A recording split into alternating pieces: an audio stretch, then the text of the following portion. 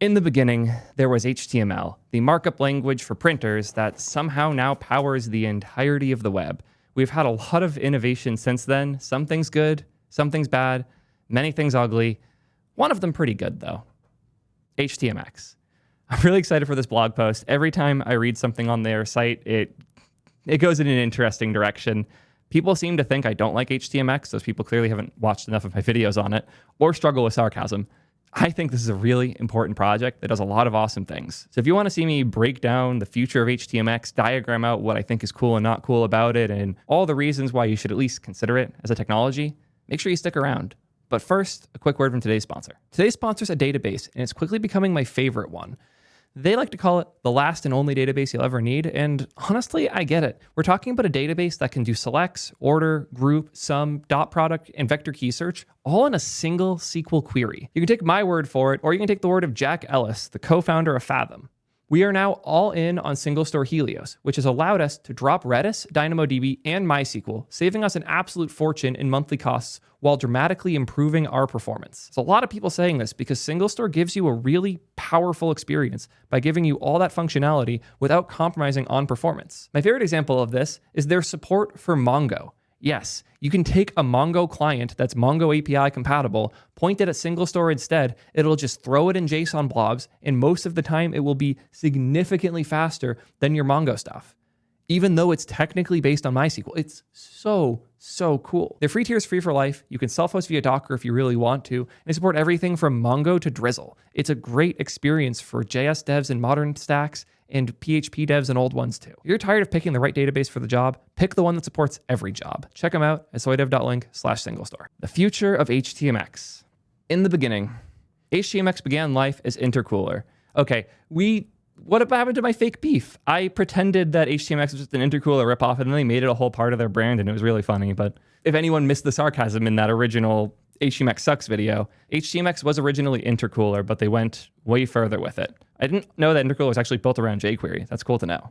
For devs who aren't familiar, jQuery is a venerable JS library that made writing cross-platform JS a lot easier during a time where browser implementations were very inconsistent, and JS didn't have many of the convenient APIs and features that it does now. This is a nice way of saying Internet Explorer sucked and every other browser sucked in other ways. But yeah. Today, many web devs consider jQuery to be legacy software. With all due respect to the perspective, jQuery is currently used on 75% of all public websites, a number that dwarfs all other JS tools. I take issue with these numbers. I've talked about this a bit in the past, but I don't like breaking down the success of a tool by the percentage of websites using it, because there's a lot of old websites that nobody is going to, that just kind of sit there. And I don't think those are a meaningful measurement of anything. It would be like saying E.T. was one of the most successful games for the Atari because they made so many copies of it. Sure, they made a lot of copies of E.T., but most of them are sitting dead in a ditch somewhere in Arizona. I don't think it counts. It's nearly impossible to measure, but what I would like to see when we talk about these measurements is maybe a ratio of how much time is being spent on websites using jQuery. Like what percentage of our time on the web is on a site that is importing jQuery? Or what percent of developers in the web dev world are being hired to work on jQuery? How many people are using it in their day-to-day? The reality of this number is like 75% or more of websites are old and unmaintained. I don't think it's fair to use this number to say anything other than that, or talk about how ubiquitous the technology was at a time. Yeah, people in chat are already dropping the good memes. 100% of people who drank water end up dead. Yeah, it feels like one of those types of things. To be clear, I'm not a jQuery hater. I think it's an incredibly important technology and none of us would be here without it. I regularly shout it out. Go check out my jQuery 4 video if you don't believe me. It is a thankless effort to maintain. It is super important for the web, but it is not being used by 75% of the people browsing all of the time. That's a bit misleading a number. But we should talk about what made it so ubiquitous. Here are the 3 technical reasons we believe contribute to the ongoing success of jQuery. It's easy to add to a project, it's maintained a consistent API, remaining largely backwards compatible over its life, and as a library, you can use as much or as little of it as you like. It stays out of the way and doesn't dictate the structure of your app. Okay, of these 3, the only one React does is this guy. It's pretty nuts. You can take a React component from 10 years ago and throw it into a server-side rendered Next.js component app today. It's really cool, but I agree, this is a lost art, the idea of just dropping a script tag and having more superpowers. We haven't had that in quite a while now. HTMX is the new jQuery. That is a bold statement, and I'm excited to see where they go with it. Oh, look, they even say the same thing. Now, that's a ridiculous and arrogant statement to make, of course, but it's an ideal that we on the HTMX team are striving for. I wonder if all the CEOs are aligned on this. In particular, we want to emulate these technical characteristics of jQuery that made it such a low-cost, high-value addition to the toolkits of web devs. Alex has discussed building the 100-year web service, and we want HTMX to be a useful tool for exactly that use case. Websites that are built with jQuery stay online for a very long time, and websites built with HTMX should be capable of the same or better. I might take back some of what I was saying earlier with that 75% number. If they're pitching it as we want something that can be forgotten about and still work, I dig that. That I'm 100% cool with. Going forward, HTMX will be developed with its existing users in mind. If you're an existing user of HTMX or you're thinking about becoming one, here's what that means. Interesting. This is a very interesting pitch. I've been thinking a lot about complexity of applications recently. It's just one of those things that haunts you at night, the things that keep you from sleeping. I'm sure we've all been there. And I've been thinking about this, obviously. When you think about complexity, you're thinking a lot about React. The thing that I have realized is we have some weird perceptions of React that aren't necessarily its fault. We started with a problem. The problem was, how do we make web apps more dynamic? And we had an interesting solution, Ajax.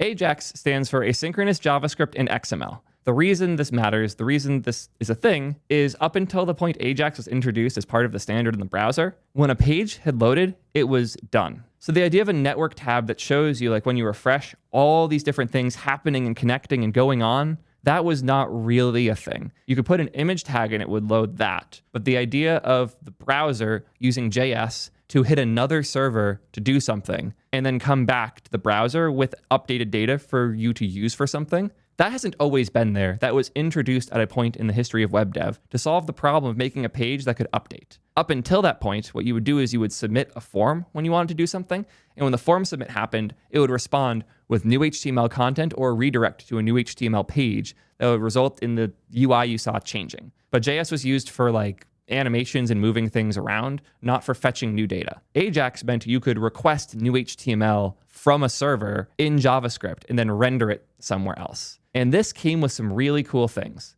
The biggest early Ajax app, the one that changed everything, you might use it today even still, as crazy as that might sound. The first Ajax app is still so popular. Gmail. Ajax plus Gmail changed everything. Up until this point, if you used an email web app, it sucked. You couldn't have a good editor experience and get a notification that another email came in. You couldn't go to the tab bar and go back and have a UI that was pleasant.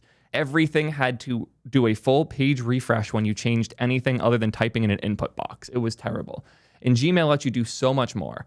There was a point where everyone used Outlook and other desktop email apps because you kind of had to, because the web apps were so bad. In Gmail, by using this new technology for updating things in the browser without changing the page you're on, fundamentally shifted how we build everything.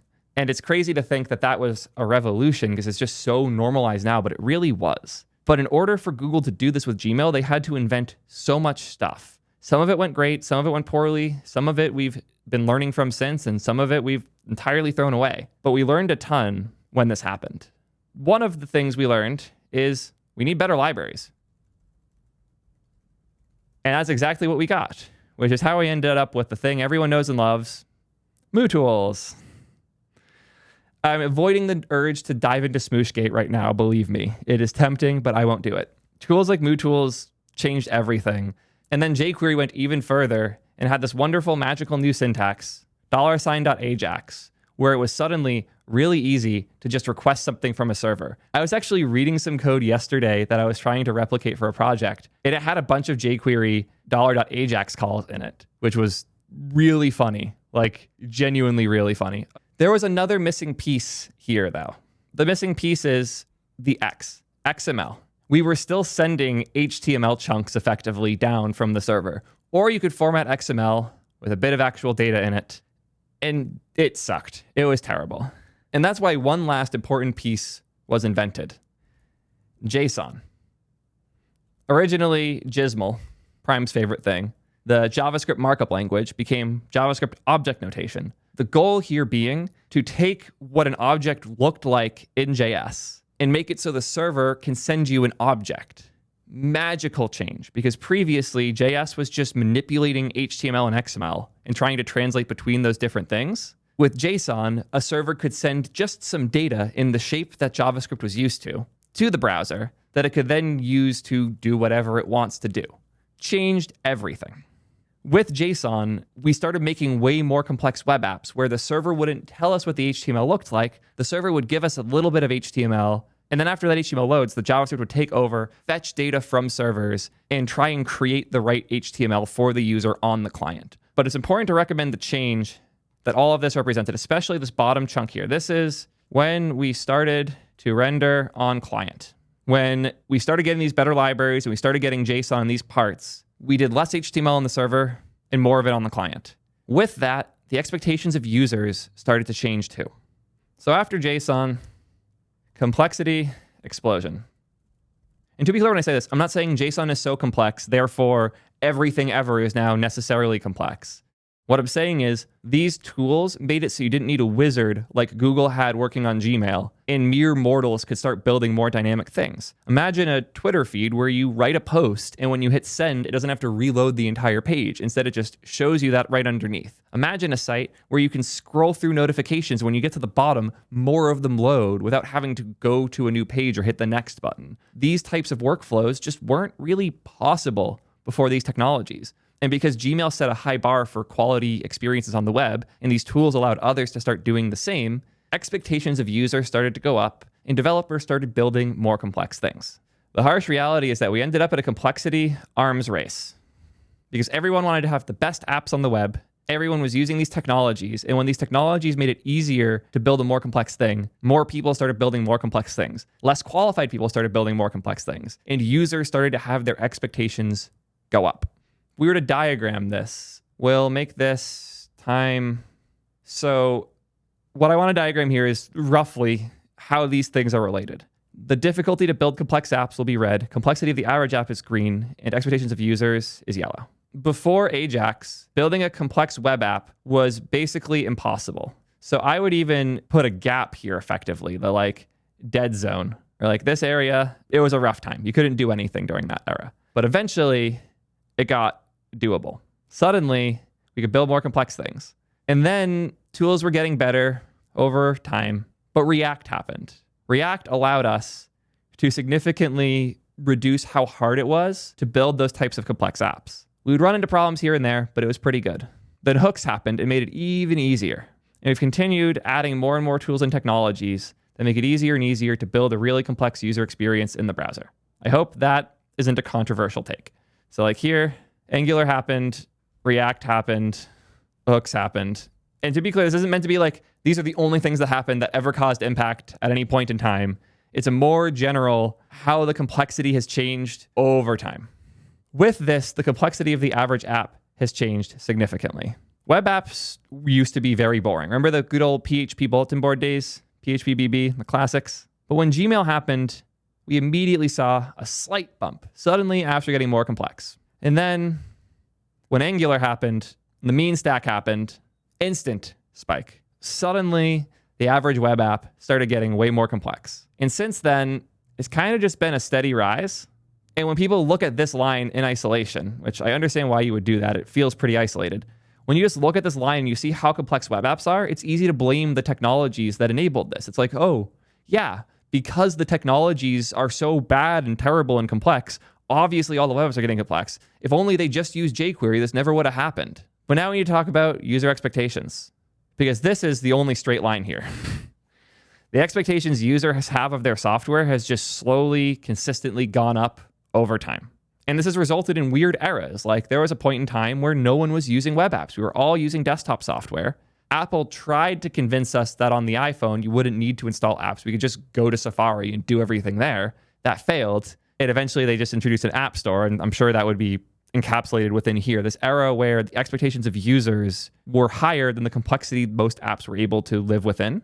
The point I'm trying to make here is as complex apps have gotten easier to make, the complexity of the average app has inherently gone up because we are more ambitious with what we're building, and users' expectations have consistently been going up alongside us throughout. There have definitely been bumps and changes throughout. Like I'm sure when Chrome happened, that fundamentally shifted relatively quickly what people expected. But the point is that these things all play into each other. And to analyze just one of them is to miss the entire bigger picture of how we got here. So we ended up in this complexity arms race. But at the same time, the expectations of users continued to go up.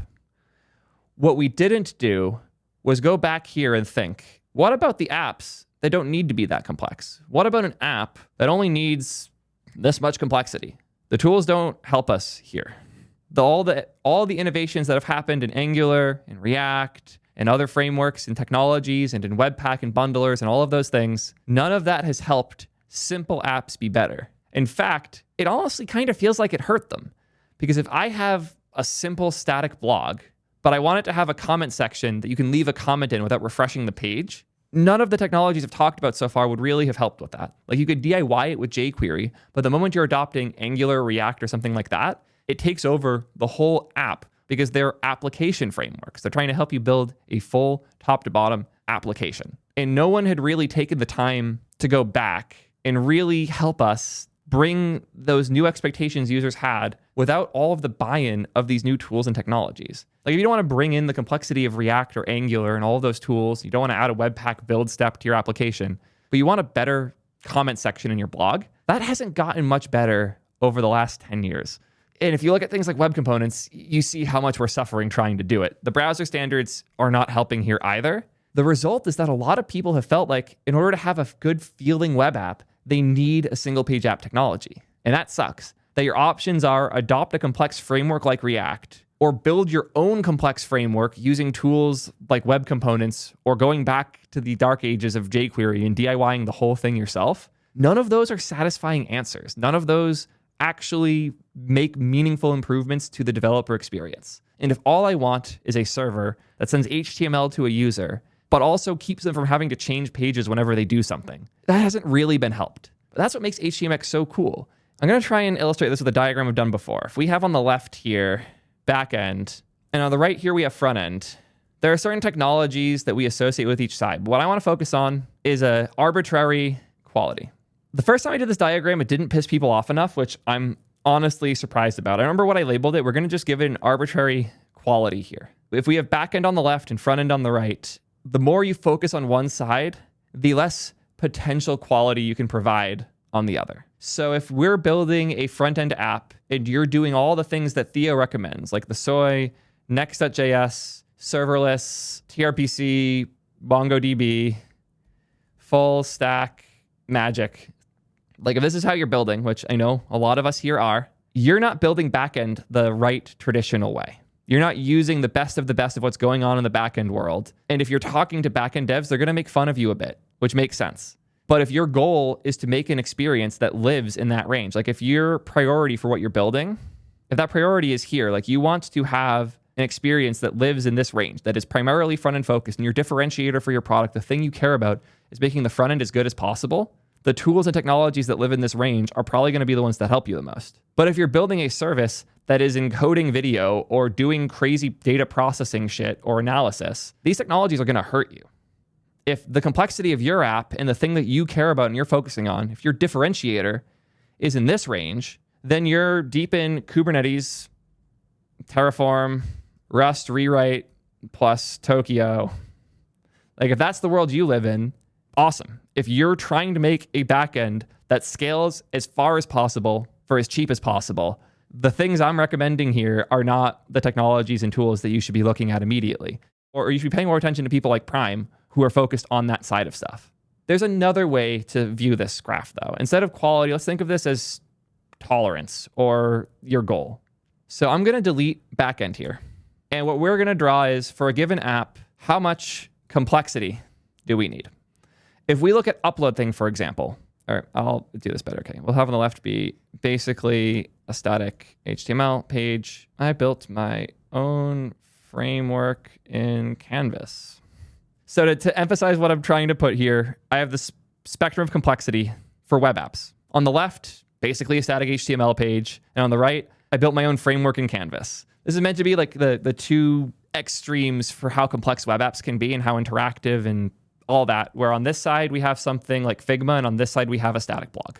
Backend technologies aren't going to get in your way at all when you're doing this. If you're primarily building a static HTML page, you can use basically whatever and be fine.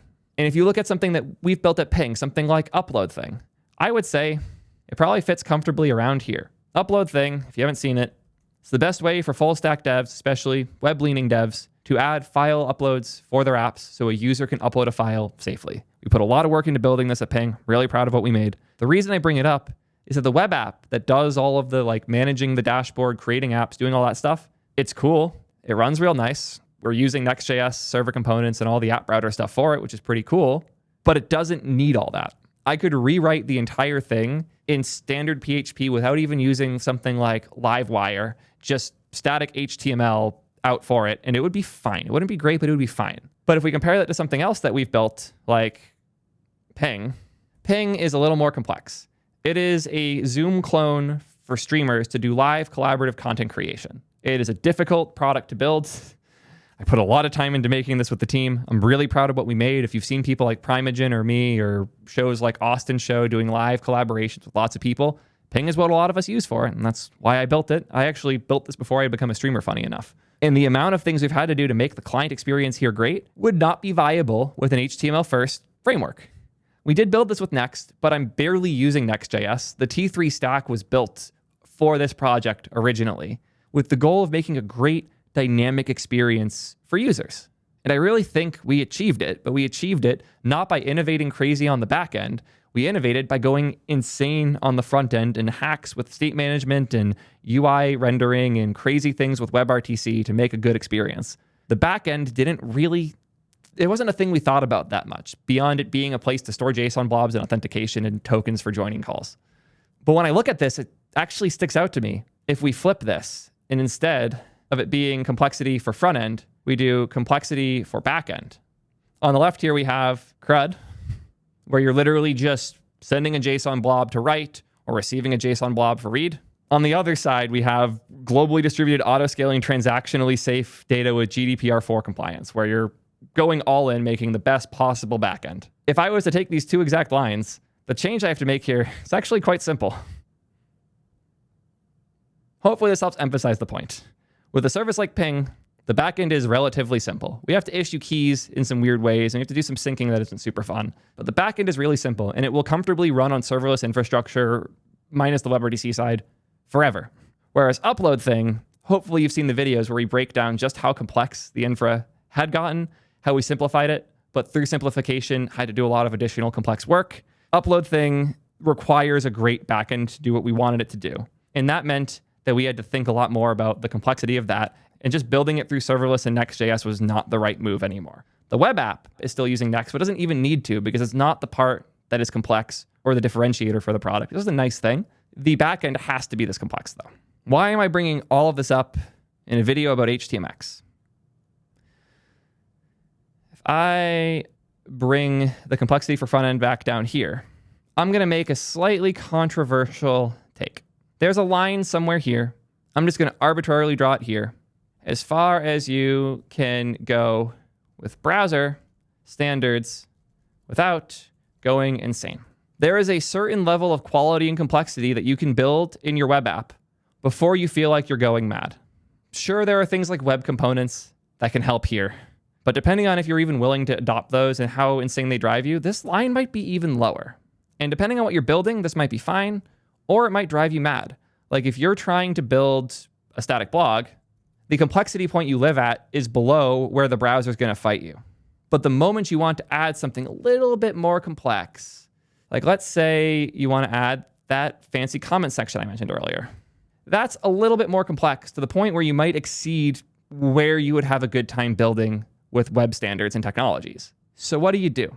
What you usually end up doing is adopting React, because React can very happily solve this whole section for you. But it feels really bad that the only reason you're adopting this technology that's built to go all the way there with complexity is this tiny, tiny little range right here. The only reason you're adopting a tech like React that's going to add so much complexity to your build chain, to your tools, to your pipeline, and all of these things is because you want to have a comment section on your blog. And that feels like shit. because you are here, you know how to get here to this next line.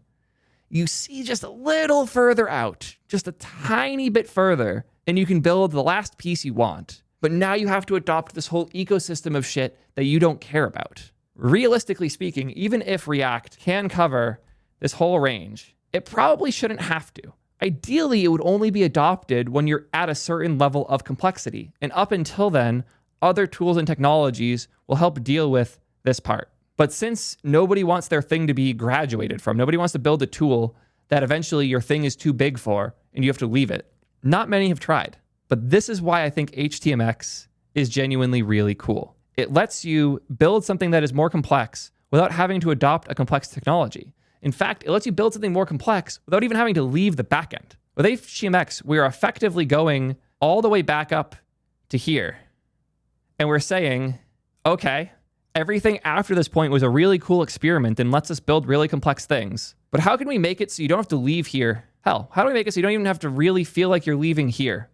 You're just building HTML from the server. If you don't need the additional complexity that React brings, you just want to have a better comment section on your blog, or you want to have a feed on your Twitter clone that when you press enter, it doesn't have to reload the whole page. HTMX is a phenomenal solution for that.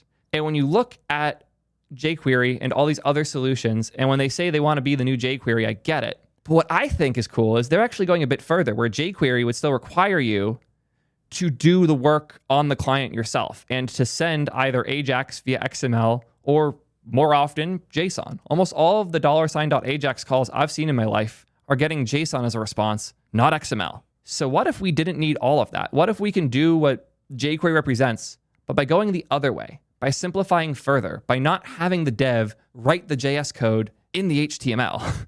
What if the dev could just write in the markup what they want it to do and say, hey, this element should update with what this endpoint returns?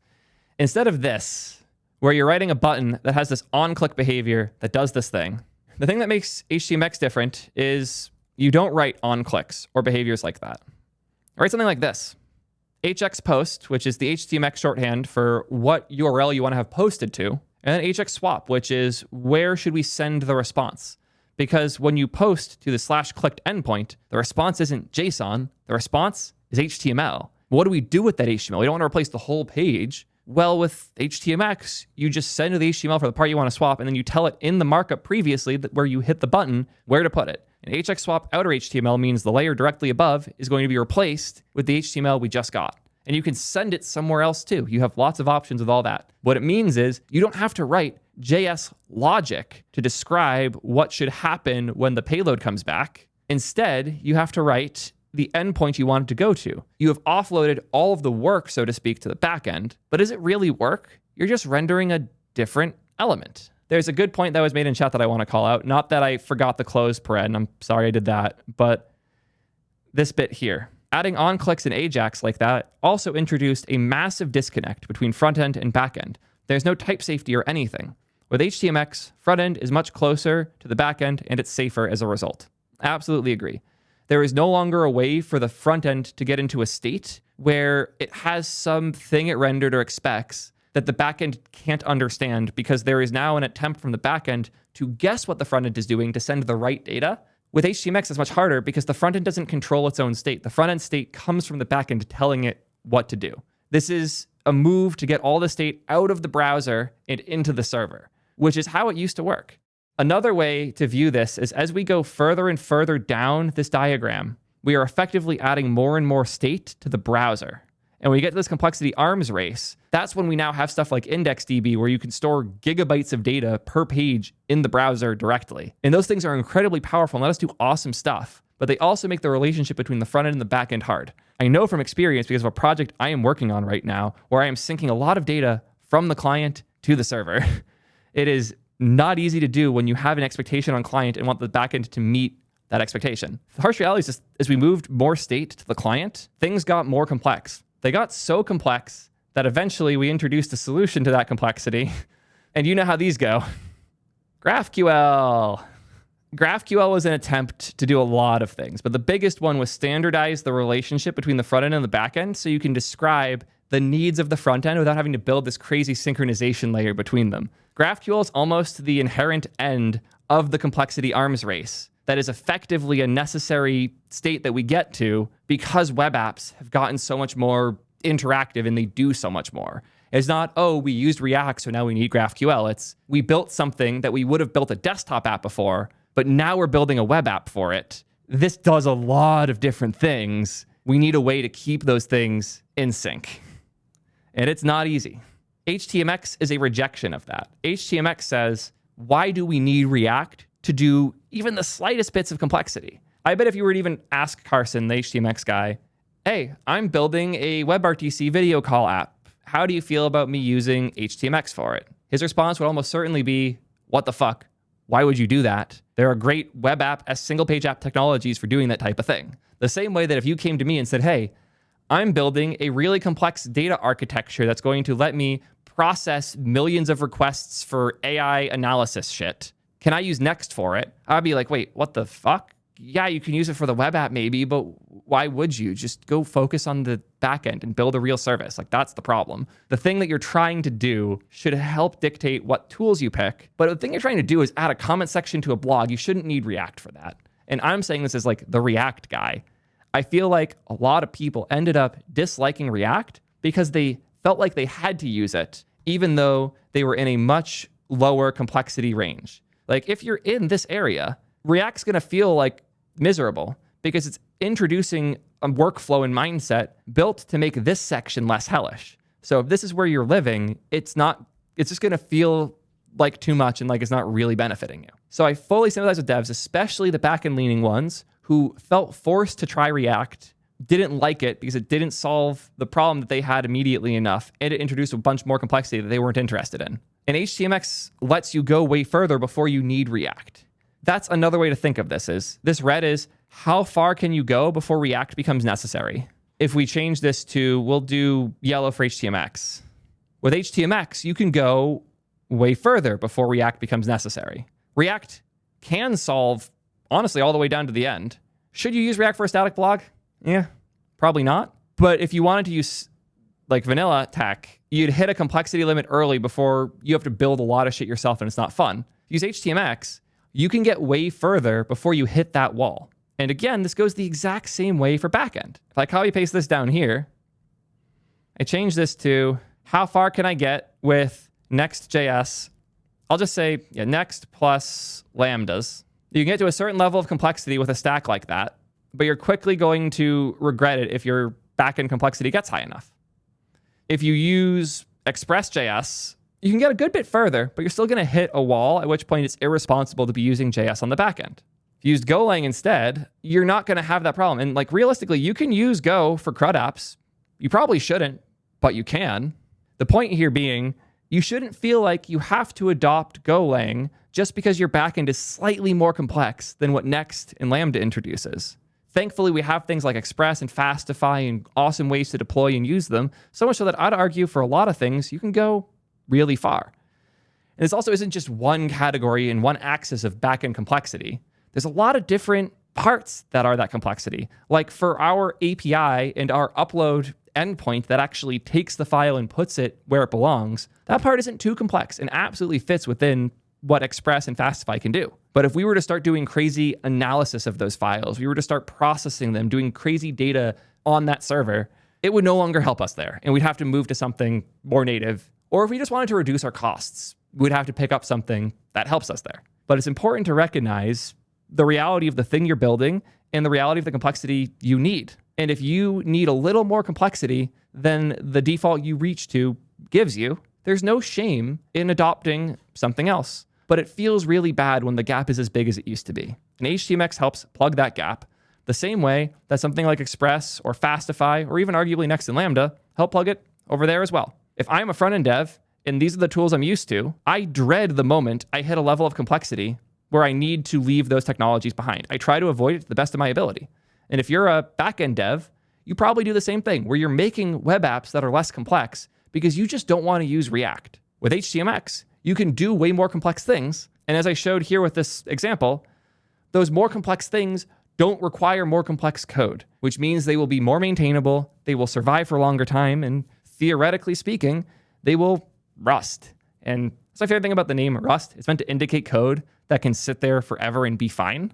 HTMX is trying to build that for your front end because it's trying to make a simple thing that is complex enough for the user, but not meaningful introductions of complexity for the developer.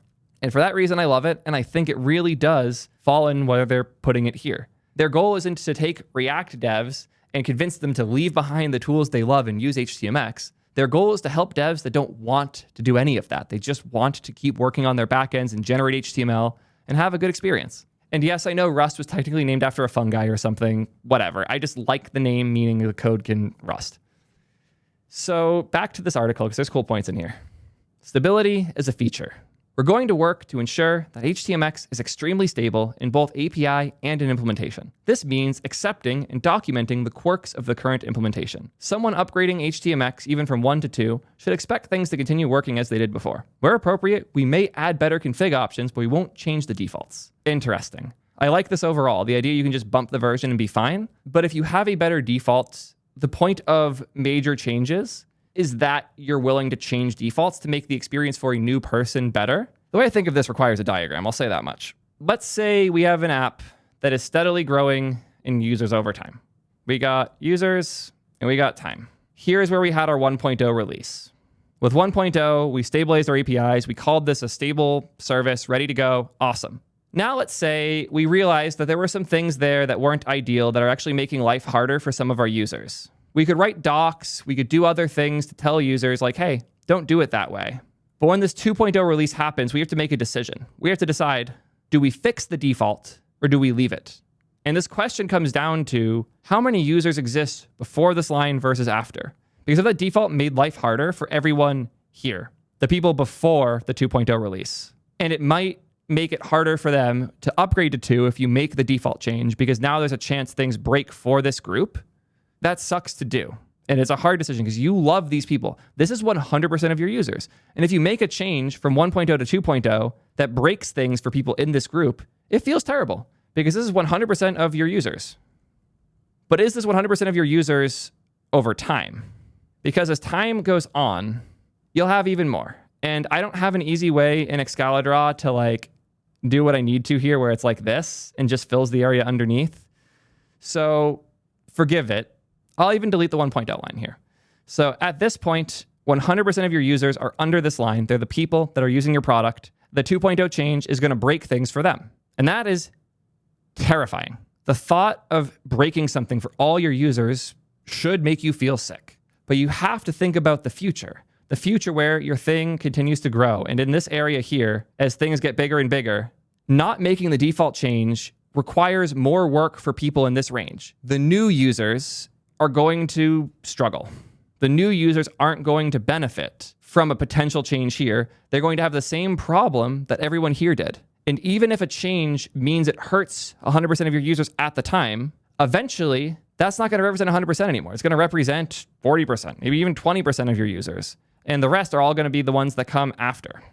And this feels terrible because in the moment, you're so scared of hurting the people who are the most loyal, the ones who have bet their stacks on what you've made. But if you're continuing to grow, and let's play with this more, let's say your growth rate goes up. You start down here, and instead of 20%, it's like 5% of your users over time. And as 5 years pass, you end up with 95% of your users adopting after 2.0 dropped. Well, then you absolutely should have changed the default because you made things more painful for this group. You made it harder for them to adopt and more likely for them to churn because you didn't make a change that could have hurt these guys. Where this goes even further is if you don't make that change, this curve might do something worse. It might start to peter out because, again, the people on the side aren't new users anymore. There aren't many new people coming in because if they do come in and they try it and it's too hard to set up, they bail and they don't tell their friends about how good it is and you don't get more adoption. And these releases often mark an inflection point, not one like this where it's going to curve that way. But if you do things right and you make things easier for new users, you can meaningfully, drastically increase the adoption of your tool. If we look at this with the history of HTMX, I'm not sure I have hard numbers here, so ignore the fact that I don't. We could view the section on the left here as intercooler era. And in the intercooler era, they got users, people liked it, people used it for things. But we'll say this marks HTMX. When HTMX dropped as a sequel to intercooler, adoption started to spike a bunch. So you have to decide, are you going to make changes that hurt your current users with the intent of making things easier for future users? Or are you going to prioritize the current user base because you think your curve looks more like this? And this really comes down to, which are you building for? Are you building to turn your current user base into the minority? Or are you building to support them and ride into the sunset, not caring if another person ever uses your new tool or technology? And this is a hard decision to make as a framework author. It genuinely is. And the alternative you have is you can spend a near infinite amount of money and time building a thing that is fully backwards and forwards compatible, that changes defaults but doesn't necessarily require you to use the new defaults, that has a compiler that will magically turn your framework into the new thing that people want to use. Those are awesome, but they require hundreds of engineers to do thousands of hours of work. And HTMX is mostly just a guy. It's a fundamental difference. And I feel like why their focus is where it is, because they're kind of planning for this, where 80% plus of the people who will ever use HTMX are probably using it right now. So I understand, and I think it's a good decision. But you need to think about this when you think about changing defaults, because a default might hurt your current users, but if your current users are going to be the minority in 5 years, change the goddamn default. Speaking of not building for new users, this is another example here. No new features as features. We're going to be increasingly inclined to not accept new proposed features in the library core. People shouldn't feel pressure to upgrade HTMX over time unless there are specific bugs that they want fixed, and they should feel comfortable that the HTMX they write in 2025 will look very similar to the HTMX they write in 2035 and beyond. We will consider new core features when new browser features become available. For example, we're already using the experimental Move Before API on supported browsers. However, we expect most new functionality to be explored and delivered via the HTMX Extensions API, and will work to make the Extensions API more capable where appropriate. I'm immediately getting a flashback to a similar thing that a project did. A while back, the Elixir language announced that it was language complete, that they would no longer be adding new big features to the language of Elixir. The goal being to allow you to extend it the ways you want via extensions and plugins and libraries, because the core of what made Elixir Elixir, according to Jose, was done.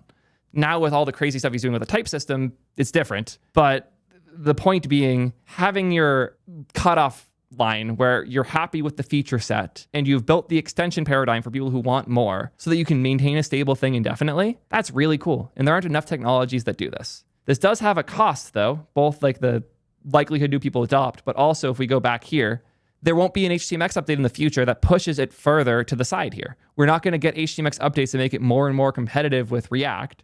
It's going to stay here. And that's a good thing, because it means you can trust it and rely on it and not worry about it in the future. And that's a design goal of HTMX, and it makes a lot of sense. Just weird seeing it called out so directly in this way. They called out they're going to do quarterly releases now. Makes a lot of sense. Cool to see. Promoting hypermedia. What do you got to say here? HTMX does not aim to be a total solution for building web apps and services. It generalizes hypermedia controls, and that's roughly about it. This means that a very important way to improve HTMX, and one with lots of work remaining, is by helping improve the tools and techniques that people use in conjunction with HTMX. Doing so makes HTMX dramatically more useful without any changes to HTMX itself. Love this mindset. HTMX is meant to be effectively the glue between your backend and your front end. And the idea of that glue being stable such that you can now focus on making the backend and the front end interface together better makes a lot of sense. Like you can't just use HTMX. You have to have a backend that does something. The same way you can't just use React. You need to serve the HTML and probably need to use something to get it data, like a real backend framework or something like Next.js, which is a backend framework depending on who you ask. Those technologies are necessary to make that piece work. And eventually we'll hit a point where the innovation is no longer in the library. I would argue React is pretty close to there if it isn't already. In the future, the innovation in React won't be React. It'll be the React compiler and the React server runtimes. The React that we run in our browsers hasn't changed a whole lot since like React 17. And the ergonomics of how we write it and what we do with React, the package we import, hasn't changed a ton. But the pieces directly outside of it are innovating at an insane rate such that it feels like React itself is constantly changing. And HTMX could get there too. It's interesting to think, what will the future of these supplemental tools look like, and how will this change how we talk about HTMX? Supporting supplemental tools. While HTMX gives you a few new tools in your HTML, it has no opinions about other important aspects of building your websites. A flagship feature of HTMX is that it does not dictate what backend or database you use. HTMX is compatible with lots of backends. We want to help make hypermedia-driven development work better for all of them. One part of the hypermedia ecosystem that HTMX has already helped improve is template engines. When we first wrote about how template fragments make defining partial page replacements much simpler, they were a relatively rare feature in template engines. To clarify what this means, in traditional backend frameworks, let's say I go to example.com/user/Theo. I go to this endpoint. This is going to return a giant pile of HTML. It's going to have a head tag. Head tag will have title, Theo's info, body. You get the idea. When you go to that endpoint, this returns a full HTML document. But what if I'm Theo and I want to edit something on the page? I want to change my name, but I don't want to have to reload the whole page when I'm done. If you're using a traditional old school templating system like this, or even something like Ruby on Rails, when you make the change, what you're going to do once you submit is you're going to post to some endpoint. We'll say we post to example.com/user/Theo.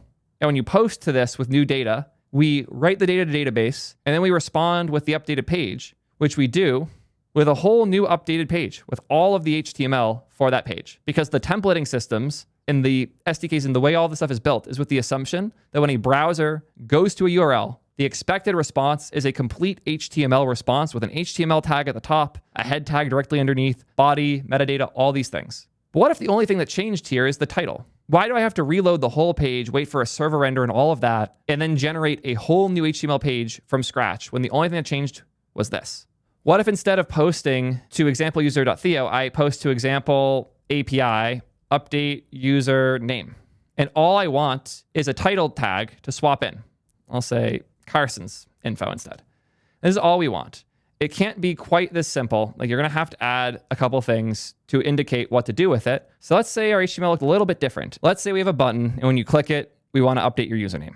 Right now, it says Theo's info. We want this to change to Carson's info when we post to it.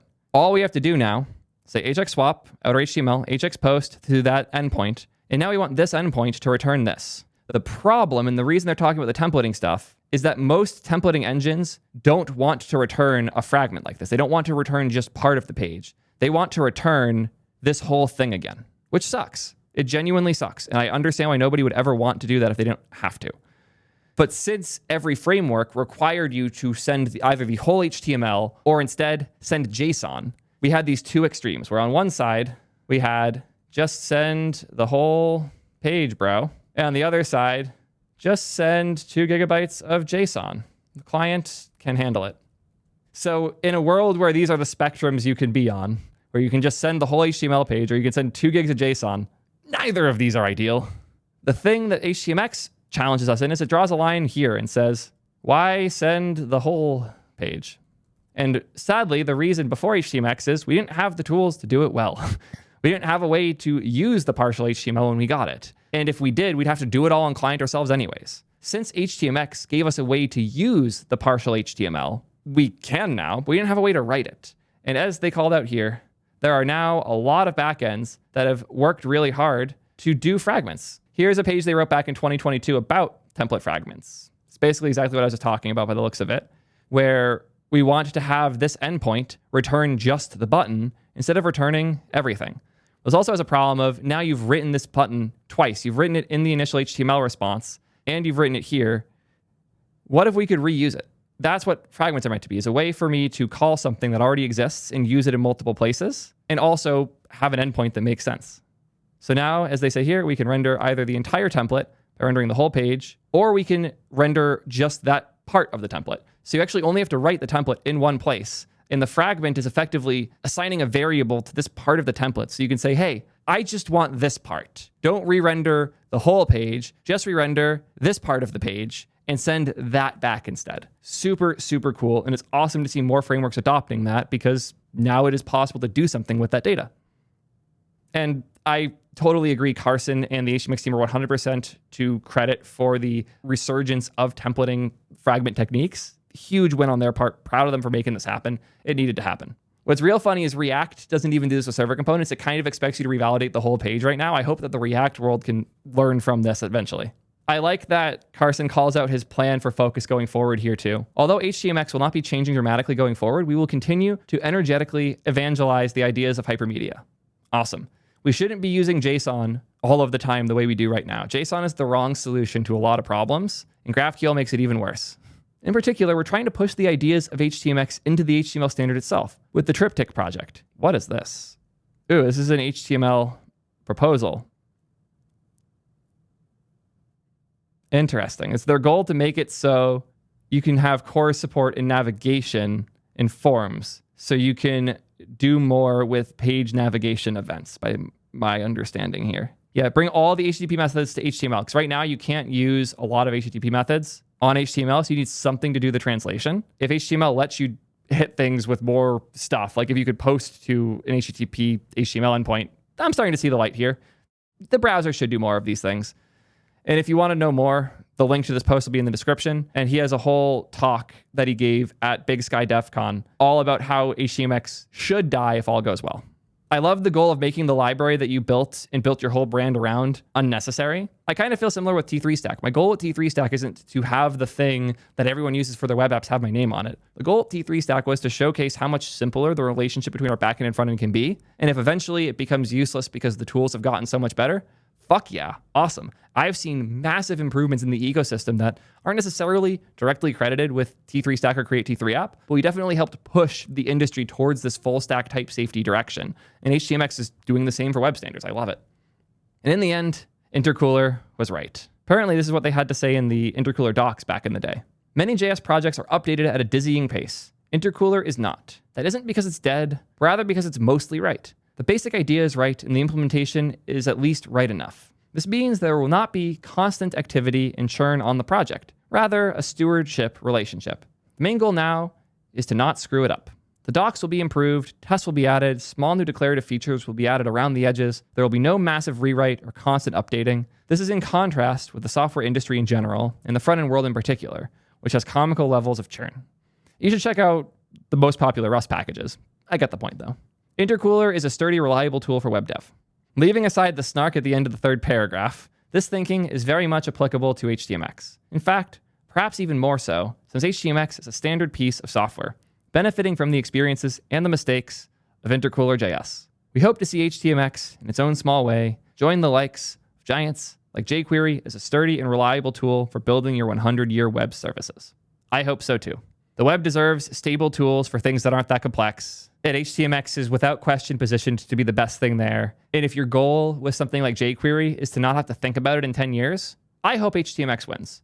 For tools to keep advancing, we also need tools that don't. We need something to be stable and reliable for the people who don't want to keep updating their code, so I get the tools I want when I rewrite my stuff every couple months.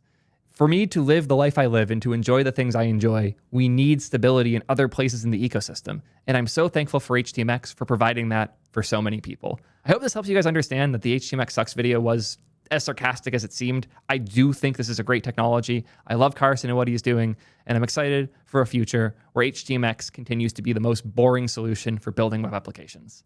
Until next time, peace nerds.